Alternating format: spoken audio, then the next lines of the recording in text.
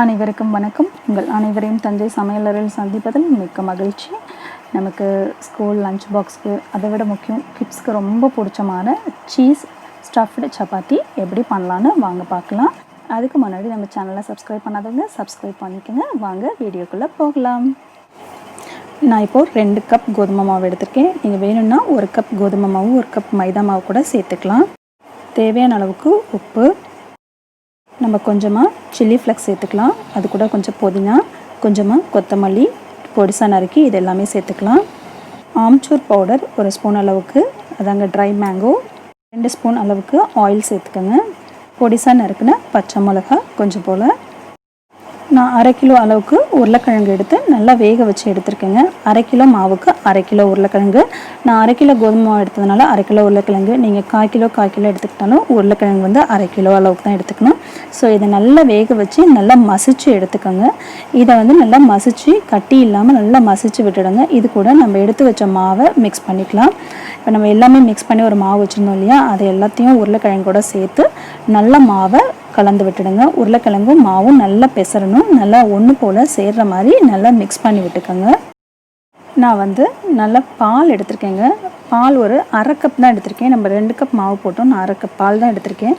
பாலை கொஞ்சம் கொஞ்சமாக தெளித்து இதில் பிசைஞ்சிக்கலாம். நீங்கள் தெளித்து பிசைங்க போதும். உங்களுக்கு பால் ஹெவியாக இருக்கும் அப்படின்னு ஃபீல் பண்ணிங்கன்னா நீங்கள் தண்ணியே ஊற்றி பிசைஞ்சிக்கலாம். வார்ம் பாலாக இருந்ததுன்னா கொஞ்சம் நல்லாயிருக்கும், இன்னும் சப்பாத்தி நல்லா சாஃப்டாக இருக்கும். அதனால் நான் வந்து பால் சேர்த்து பிசைஞ்சிருக்கேன். ஏன்னா நமக்கு உருளைக்கிழங்குலேயே நல்ல ஒரு ஈரப்பசை இருக்குன்றதுனால நமக்கு தண்ணி தேவைப்படாது. அதனால் 1/2 கப் பால் போதும். பாருங்கள், அவ்வளோதான், முடிஞ்சிருச்சு. இதை போதும். இதுவே நமக்கு மாவு பிசைகிறதுக்கு கரெக்டாக இருக்கும். நீங்கள் இதே மாதிரி ட்ரை பண்ணி பாருங்கள். இதுக்கு மேலே நான் தண்ணியெல்லாம் எதுவும் சேர்த்துக்கல. நீங்கள் வேணும்னா தண்ணி சேர்த்துக்கங்க. நம்ம மாவு எல்லாமே ஒன்று சேர்த்து பிசைஞ்சாச்சு. நான் இந்த ஸ்டேஜில் கொஞ்சம் போல் எண்ணெய் சேர்த்துக்கிறேன். ஒரு 2 டேபிள் ஸ்பூன் அளவுக்கு கொஞ்சமாக எண்ணெய் சேர்த்து திருப்பியும் நல்லா கொஞ்ச நாள் பிசைஞ்சுக்கோங்க. பிசைஞ்ச மாவை தட்டு போட்டு மூடி வச்சுருங்க. நான் வந்து கொஞ்சமாக மொசரல்லா சீஸ் எடுத்திருக்கேன். நீங்கள் வேணும்னா சீஸ் துருவி கூட போட்டுக்கலாம். கொஞ்சமாக அது கூட பிளாக் பெப்பர், அதே மாதிரி அது கூட நமக்கு இதுக்கு தேவையான அளவுக்கு மட்டும் சால்ட். ஏன்னா ஏற்கனவே நம்ம சால்ட் வந்து மாவுலேயும் போட்டு பிசைஞ்சிருக்கிறதுனால கொஞ்சமாக சால்ட் சேர்த்துக்கோங்க. நான் இப்போ இது கூட கொஞ்சமாக புதினாவும் கொத்தமல்லியும் சேர்த்துக்கிறேன். புதினா டேஸ்ட் பிடிக்கலன்னா நீங்கள் 2லேயுமே புதினா சேர்க்காதீங்க. ஃப்ளேவர் பிடிக்கும்னா சேர்த்துக்கோங்க. இது எல்லாத்தையும் நல்லா மிக்ஸ் பண்ணி எடுத்து வச்சுக்கலாம். இப்போ நம்ம சப்பாத்தி மாவை திருப்பி ஒரு தடவை நல்லா பிசைஞ்சிக்கோங்க. நல்லா ஆல்ரெடி நம்ம பிசைஞ்ச மாவு தான், திருப்பியும் நல்லா ஒரு தடவை ஒன்று போல் சேர்கிற மாதிரி பிசைஞ்சு எடுத்துக்கோங்க. இப்போ மாவை நம்ம ரவுண்டாக உருட்டி எடுத்துக்கலாம். உருட்டி எடுத்துக்கிட்டு இது நான் ப்ளைனாக தாங்க ஃபஸ்ட்டு பண்ணியிருக்கேன். ஒரு மசாலா சப்பாத்தி மாதிரி இருக்கும் நம்ம சாப்பிட்றதுக்கு. அதனால் ஃபஸ்ட்டு ப்ளைனாக தேய்ச்சி எடுத்திருக்கேன். ஸோ இந்த மாதிரி தேய்ச்சிட்டு நீங்கள் பண்ணிங்கன்னா இதுவே நல்ல ஒரு எப்படி சொல்கிறது, எந்த சைட் டிஷ்ஷுமே இல்லாமல் நம்ம சாப்பிட்ற மாதிரி இருக்கும். ஏன்னா காரசாரமாக எல்லாமே அதுக்குள்ளே இருக்குது. நீங்கள் வேணும்னா மிளகாய் தூள் கூட மிளகாய் ஃப்ளெக்ஸோடு சேர்த்து போட்டுக்கலாம். பாருங்கள், இப்போ நம்மளோட சப்பாத்தி நல்லா எவ்வளோ பெருசாக நல்லா தேய்க்க வருது. நீங்கள் எப்படி வேணாலும் தேய்ச்சி எடுத்துக்கலாம். இப்போது நம்ம அடுத்த சப்பாத்தி தேய்க்க போகிறோம். அது கொஞ்சம் போல் மாவு போட்டுட்டு நல்லா இது கொஞ்சம் பால் நல்லா பெருசு பண்ணிக்கோங்க. ஏன்னா நம்ம இதில் உள்ள ஸ்டஃப் வைக்கணும் இல்லையா, அதனால் கொஞ்சம் மாவு பெருசாக வச்சுட்டு தேய்ங்க. அப்போ தான் நமக்கு ஸ்டஃப் வைக்கிறதுக்கு ஈஸியாக இருக்கும். கொஞ்சம் மொத்தமாக இருக்கும். இது கொஞ்சம் நம்ம அந்த மாதிரி இருந்தால் தான் இந்த சப்பாத்தி கொஞ்சம் நல்லாயிருக்கும். பாருங்கள், நல்லா ஃபுல்லாக இந்த மாதிரி கொஞ்சம் போல் தேய்ச்சி எடுத்துக்கோங்க.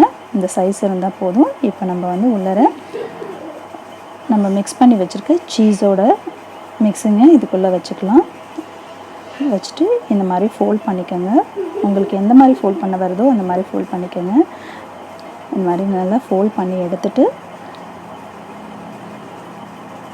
இப்போ இதே மாதிரியே வச்சுட்டு திருப்பியும் நம்ம தேய்க்கலாம். திருப்பியும் நம்ம சப்பாத்தியை ரவுண்டாகவே கொஞ்சம் மேல் மாவு போட்டுட்டு நம்ம தேய்ச்சிக்கலாம். நீங்கள் ஆயில் கூட அப்ளை பண்ணி தேய்க்கலாம், ரொம்ப நல்லா வரும்.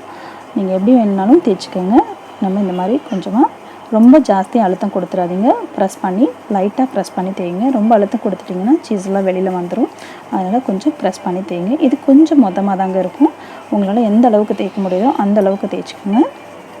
கடாய் நல்லா சூடாக இருக்குது. இப்போ நம்ம வந்து சப்பாத்தி போட்டுக்கலாம். இது நான் ப்ளைனாக தேய்ச்ச சப்பாத்தி ஃபஸ்ட்டு போட்டு எடுத்துக்கிறேன்.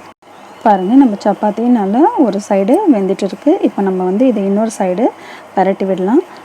நீங்கள் வந்து பொறுமையாக இன்னொரு சைடு பரட்டி விடுங்க. இப்போ இந்த சைடும் நல்லா வேகட்டும். கொஞ்சம் போல் நம்ம ஆயில் போட்டுக்கலாம்.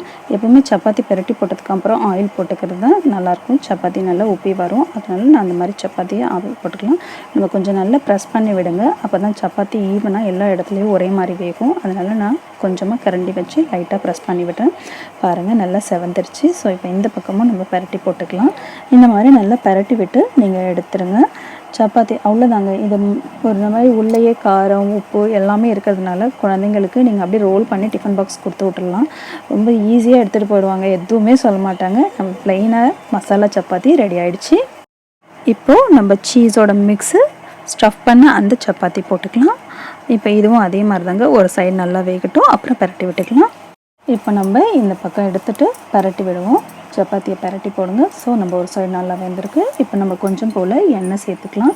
எண்ணெய் சேர்த்துட்டு சப்பாத்தியை நல்லாவே அமர்த்தி விடுங்க. அமர்த்தி விட்டிங்கன்னா ஏன்னா அது கொஞ்சம் எலும்பி வரும். நல்லா அமர்த்தி விட்டிங்கன்னா தான் கீழே ஒரு சைடு நல்லா வேகும். ரொம்ப சாஃப்டாக இருக்குங்க. குழந்தைங்களுக்கு நீங்கள் டிஃபன் பாக்ஸ் கொடுத்து விட்றதுக்கு ரொம்ப ஈஸியாக இருக்கும். நீங்கள் எதுவுமே வைக்க வேண்டாம். அப்படியே ரோல் பண்ணிவிட்டு கொடுத்தேன்னு வச்சிங்கன்னா மிச்சம் வைக்காமல் சாப்பிட்டுட்டு வந்துடுவாங்க. ஏன்னா நமக்கு மதியம் அப்படின்றப்ப கொஞ்சம் நமக்கு என்னாகும் ட்ரை ஆகிடுற மாதிரி இருக்கும். இப்போ இந்த மாதிரி செஞ்சு கொடுத்தோம் வச்சோம்னா செமையாக சூப்பராக சாப்பிட்டு வந்துடுவாங்க.